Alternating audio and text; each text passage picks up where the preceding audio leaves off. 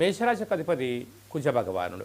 వీరికి ద్వితీయంలో గురు సంచార స్థితి ఉండడం వల్ల, అలాగనే మకర సంక్రాంతి తర్వాత నూతన ఆంగ్ల సంవత్సరం అంతను కూడా వీరికి ఏదైతే అనుకుంటున్నారో అన్ని పనులను విజయం సాధించగలగాలన్నట్లయితే దేవగురు బృహస్పతి యొక్క ఆశీల వలన విద్యలో, ఉద్యోగంలో, వ్యాపారంలో ధనపరమైన చిక్కులు తొలగిపోయి మీరు అనుకున్న స్థిర చరాస్తులు మీ సొంతం కాబోతున్నాయి.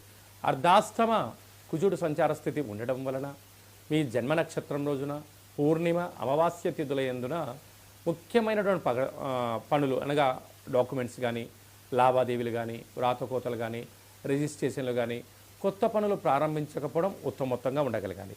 కనుక వీలైనంత వరకు ఆవేశానికి దూరంగా ఉండండి, జ్ఞానంగా ఉండండి, మౌనంగా ఉండండి. వాహన ప్రమాదాల నుంచి మనం నివారించే పరిస్థితి అధికంగా ఉంటుందని చెప్పి కూడా గమనించాలి. మేషరాశికి అధిపతి కుజ భగవానుడు.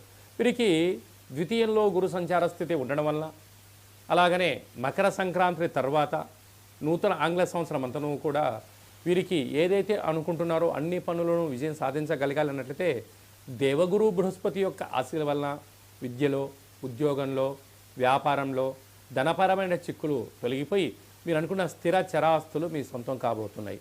అర్ధాష్టమ కుజుడు సంచార స్థితి ఉండడం వలన మీ జన్మ నక్షత్రం రోజున పూర్ణిమ అమావాస్య తిథుల యందున ముఖ్యమైనటువంటి పనులు అనగా డాక్యుమెంట్స్ కానీ, లావాదేవీలు కానీ, వ్రాతకోతలు కానీ, రిజిస్ట్రేషన్లు కానీ, కొత్త పనులు ప్రారంభించకపోవడం ఉత్తమోత్తంగా ఉండగలగాలి.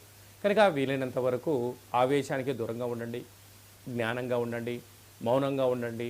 వాహన ప్రమాదాల నుంచి మనం నివారించే పరిస్థితి అధికంగా ఉంటుందని చెప్పి కూడా గమనించాలి.